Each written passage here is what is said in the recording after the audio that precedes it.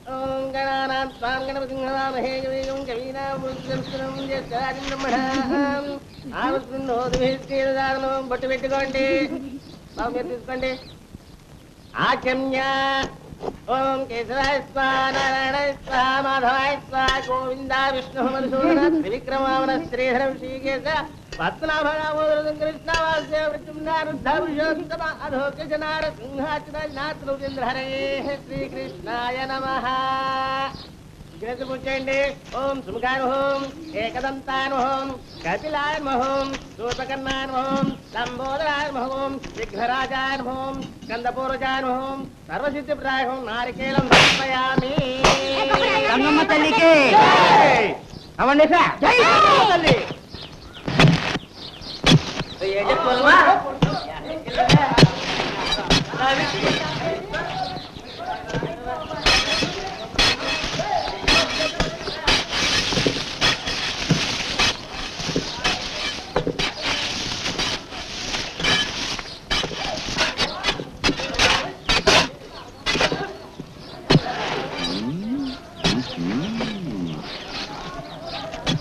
నమస్కారం మిస్టర్. ఒరే పరశురాముడు, ఇన్నాళ్ళు మన్ను తిన్న వాములా ఒక చోట పడి ఉండేవాడి. ఇప్పటికైనా ఒక మంచి పని చేస్తున్నావు. కానీ కానీ బాగున్నావా మాస్టర్? ఏమోయ్ సీతమ్మ, ఇన్నాళ్లకు నీ కొడుకు పగటకలను మానేసి ప్రయోజకుడవుతున్నాడు. అంతా నీ ఆశీర్వచనం రవణే మాస్టర్. వందే మాతరం, వందే మాతరం, వందే మాతరం.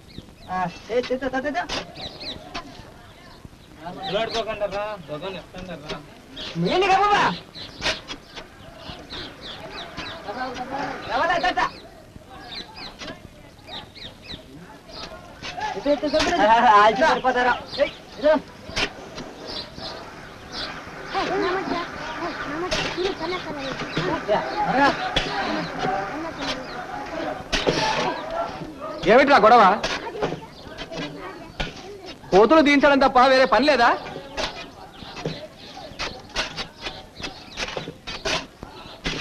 కనండి కనండి.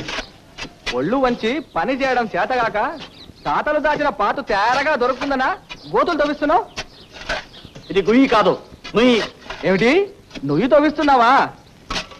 అమ్మా, నీ ముద్దుల కొడుకు ఉద్ధరిస్తున్నాడు. తాత ముత్తాతలు చేతగాని విధవలు అందుకే తవ్వించలేకపోయారు. ఇతగాడు పుట్టుకొచ్చా అండి ఘనకార్యం చేయడానికి. ఇది తవ్వించడంలో నీ ఉద్దేశం నాకు తెలుసురా. చెరువు నుంచి నీళ్లు తెస్తే నీ పెళ్ళాం కందిపోతుందనేగా. ఏంటలా గొరగొర చూస్తావు? చెప్పించేద్దామనా? బ్రతుకు నిలకడలేని వాడికి మాట నిలకడ ఉండదురా.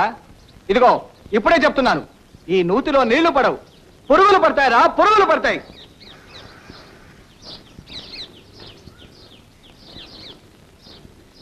దిక్కులు చూస్తారేమిటి? అవ్వండి.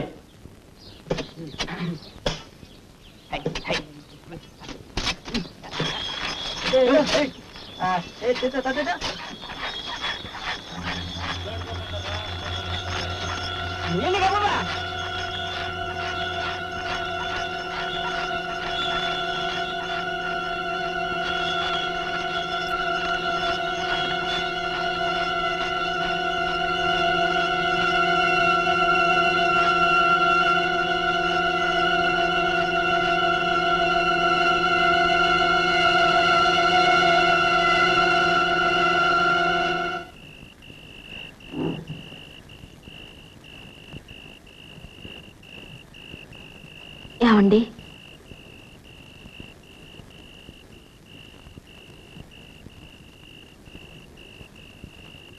నేనేమైనా తప్పు చేశానా? నీ తప్పేం లేదు. వెళ్ళి పడుకో.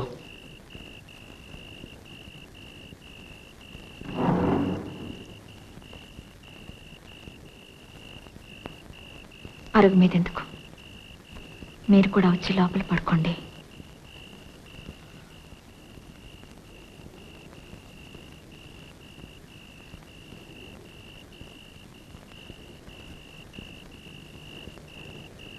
నేను అందంగా లేనా?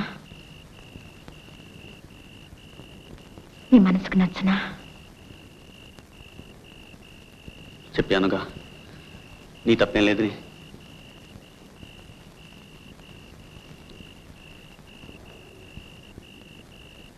ఈ ఇంట్లో నా బ్రతుకు నవ్వుల పాలైంది. ఎంతకన్నా చావేనయ్యా. అనసూయ, చెప్పండి, ఎందుకు నాకు శిక్ష? నీకు శిక్ష కాదు, నాకు పరీక్ష. పరీక్ష? ఉమ్. ఎవరు పెట్టిన పరీక్ష?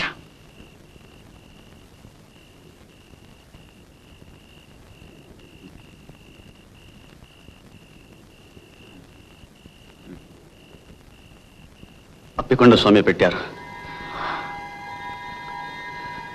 చదువు సంధ్య లేని ఆ గొల్ల గురువులకి అలాంటి ప్రజ్ఞ ఇచ్చారు. నాకు ప్రాణాలు తీసే ఈ వేరిచ్చి నా నెత్తి మీద మోయలేని భారం పెట్టారు. అప్పికొండ స్వామి.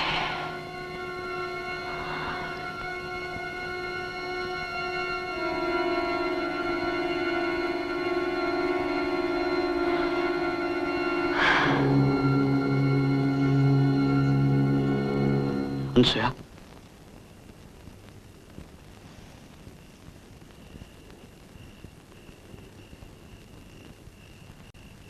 ఇది నువ్వే ఎక్కడైనా జాగ్రత్తగా ఉంచు.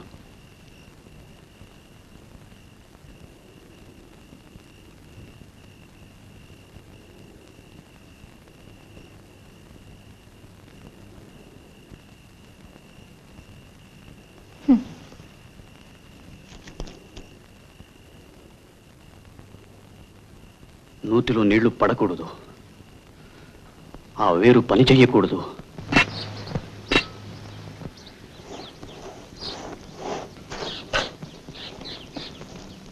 బాబాయ్ బాబాయ్, ఏమైందిరా? పెద్ద రాయి తగిలింది బాబాయ్, బండరాయి. తవ్వి నాబలేదు బాబాయ్, తవ్వి నాబలేదు. అంటే జలపడదన్నమాట. అప్పికొండ స్వామిలో సత్యం తప్పదు బాబాయ్. ఆ రాతి కింద నీళ్లుండి తీరాలి. అయితే మందుగుండు పెట్టి రాయిని పేల్చేద్దాం. వద్దు బాబాయ్, వద్దు. ఓపిగ్గా ఊడబడిచి రాయి తీసేద్దాం. పేలిస్తే జలం మూసుకుపోవచ్చు. ఏమైనా సరే రేపే పేల్చి తీద్దాం.